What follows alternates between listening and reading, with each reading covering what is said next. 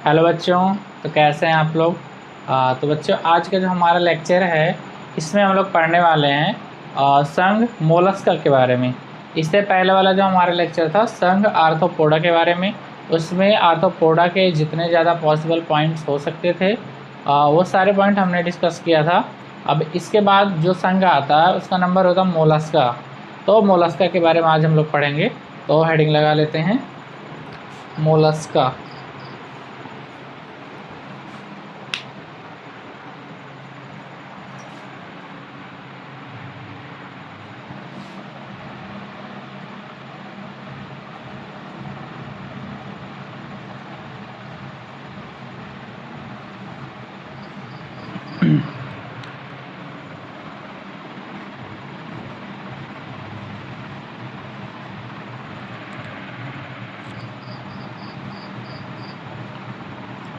Mollusca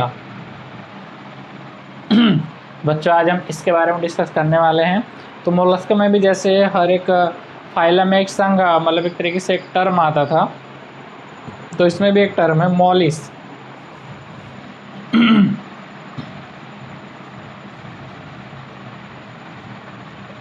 mollies बच्चों, mollies का अर्थ होता है या मीनिंग होता है कोमल शरीर वाले।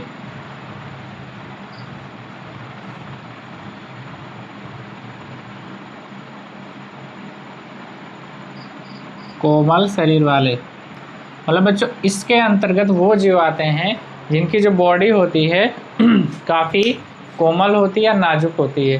तो इसमें हम लोग हेडिंग अगला लिखेंगे सामान्य विशेषताएं। सामान्य विशेषताएं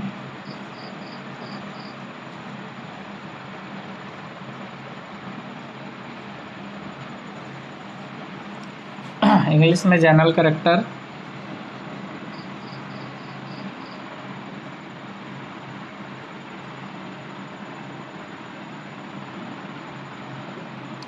हाँ तो बच्चों इसके जितने भी पॉइंट्स होते हैं इसमें टोटल आपको हो जाएंगे 6 पॉइंट। तो 6 पॉइंट को बारी बारी से करके हम डिस्कस कर लेते हैं। चलिए तो इसका पहला पॉइंट हम लोग डिस्कस करते हैं। संघ मोलस्का का जो पहला पॉइंट है इसमें कहा जा रहा है बच्चों, इस संघ के जंतुओं का शरीर कोमल व खंड रहित होता है और इस पर खंडयुक्त उपांग नहीं पाए जाते हैं। मतलब इसमें पहले पॉइंट में कहा जा रहा है बच्चों,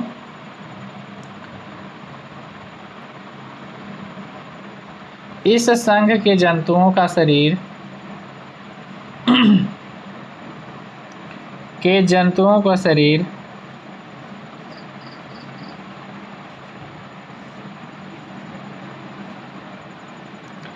कोमल होता है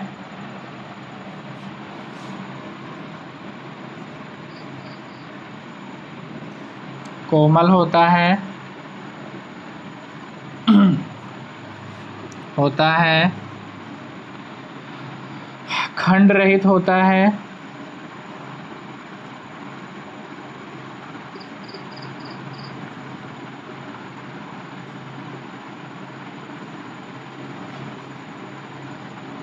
तथा उपांग नहीं पाए जाते हैं।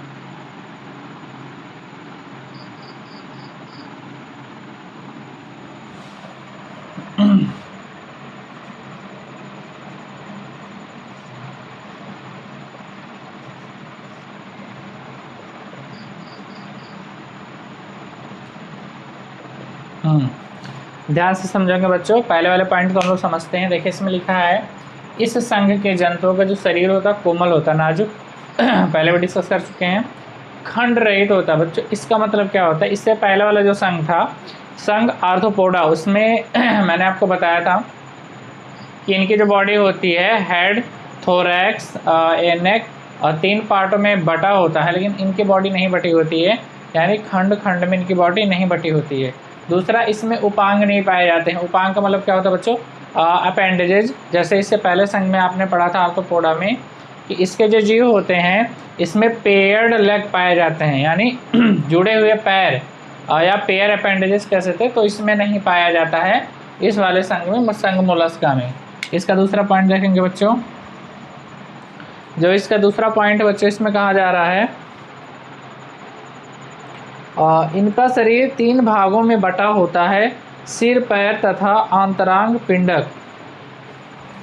इनका शरीर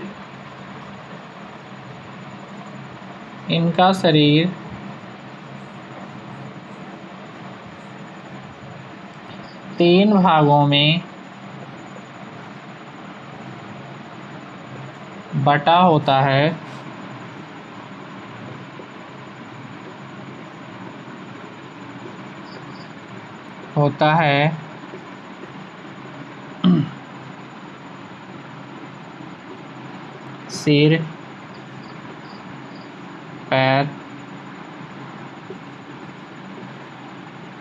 पैर तथा आंतरंग पिंडक।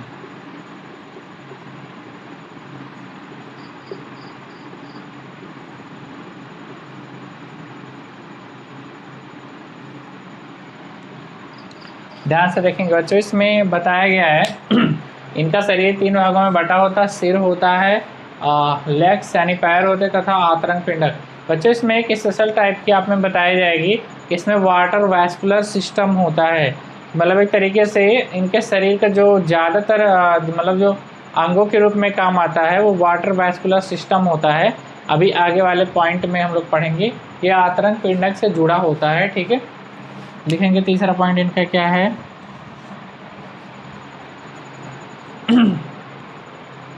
बच्चों इनका जो तीसरा पॉइंट लिखा है, इस संघ के जंतुओं के शरीर में द्विपार्श्व संमित पाई जाती है। पहले लिख लेंगे,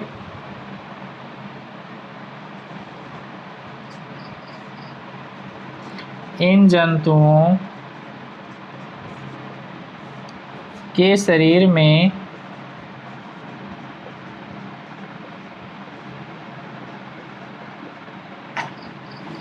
द्विपार्श्व संमित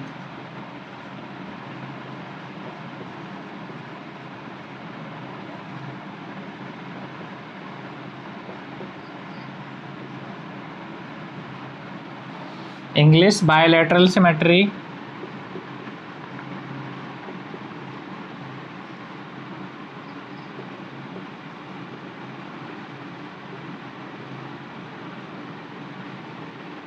पाई जाती है।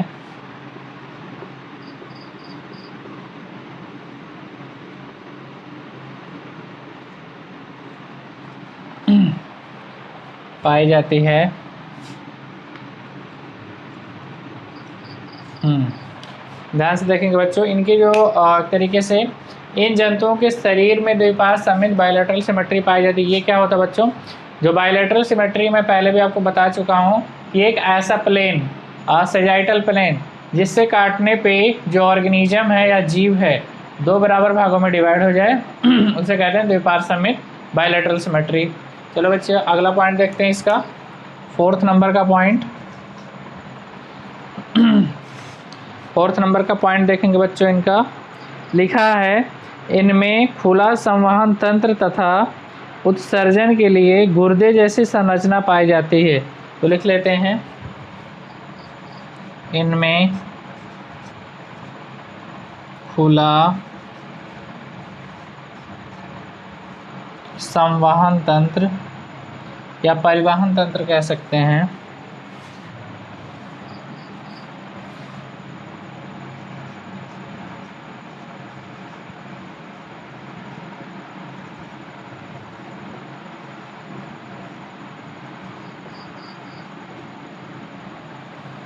खुला परिवहन तंत्र तथा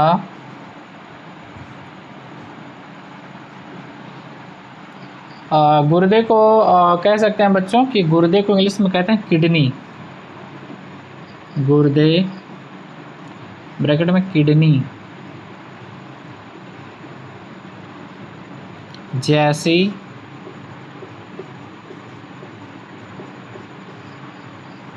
संरचना पाई जाती है।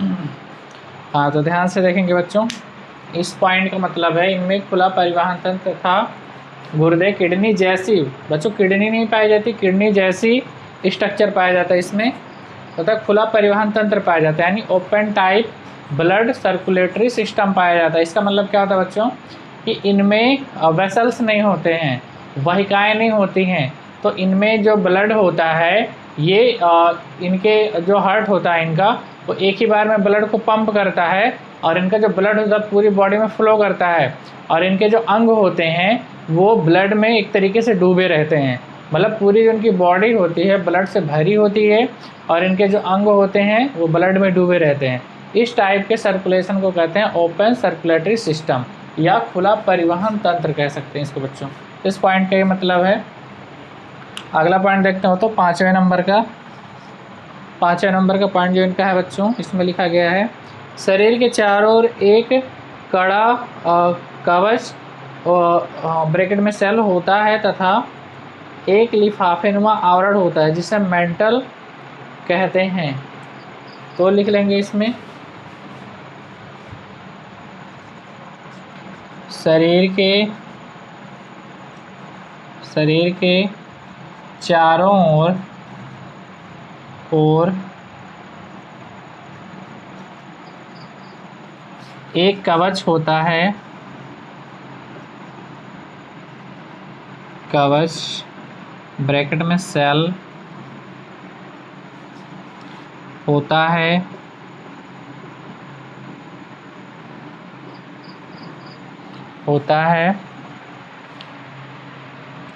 तथा एक लिफाफे नुमा आवरण होता है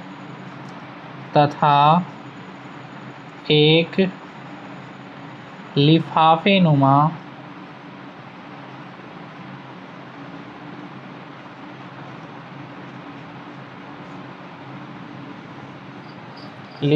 नुमा आवरण होता है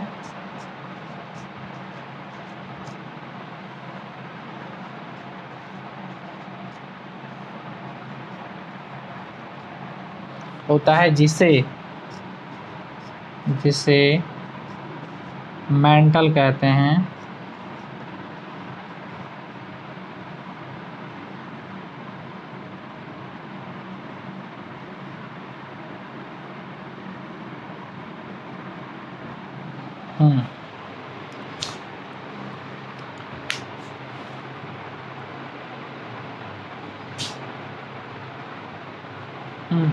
ध्यान से देखेंगे बच्चों, ठीक है। शरीर के चारों ओर एक कवच होता है यानी सेल होता है जो इनकी बॉडी को प्रोटेक्ट करता है तथा एक लिफाफे की तरह आवरण होता है जिसे मेंटल कहते हैं, और मेंटल के जरिए अपना रिस्पिरेशन भी करते हैं बच्चों। जो अपना रिस्पिरेशन करते हैं ये मेंटल के जरिए ही करते हैं।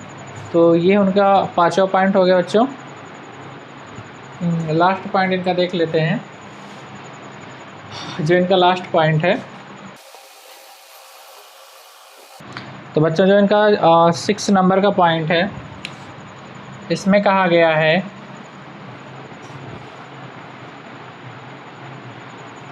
है इनमें जो बॉडी कैविटी होती है बहुत कम विकसित होती है। इनमें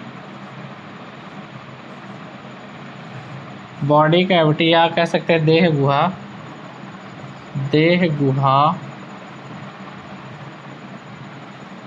बॉडी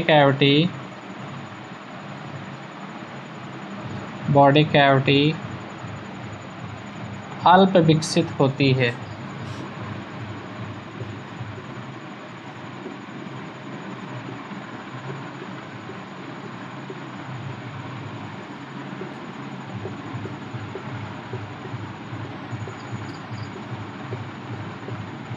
अल्प विकसित होती है मतलब इनके अंदर जो बॉडी कैविटी होती है बच्चों ये काफ़ी कम मात्रा में विकसित होती है हम लोग की अपेक्षा, ठीक है। तो ये इनके 6th पॉइंट थे बच्चों। इनके एग्जांपल्स देख लेते हैं फटाफट।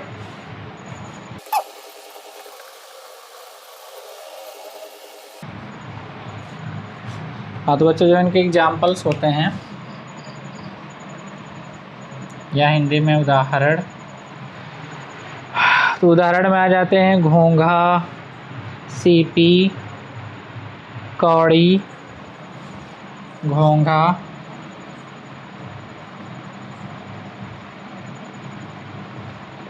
इंग्लिश में पाइला, सीपी, कौड़ी,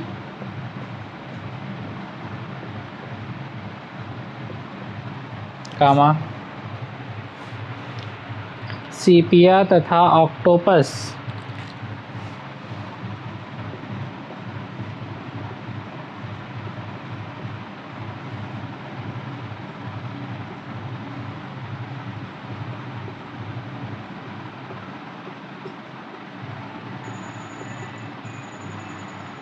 आदि।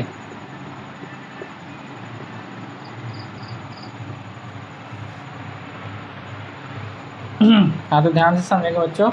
इस संघ के अंदर घोंघा आता है, सीपी आती है, कौड़ी आती है, सीपिया तथा ऑक्टोपस जैसे जीव, और जो 8 पैरों वाला जो नाम सुनेंगे ऑक्टोपस, वो इसी संघ के अंतर्गत आता है, संघ मोलस्का के बारे में। तो बच्चों ये था हमारा आज का लेक्चर, और ये इस लेक्चर के अंदर जितनी भी डिटेल वाली चीज़ें थी, समझने वाली चीज़ें थी, हम समझ चुके हैं। तो आप इसको अच्छे से लर्न कर लेंगे ताकि आगे चल के आपको काफ़ी हेल्पफुल लगे। थैंक यू बच्चों।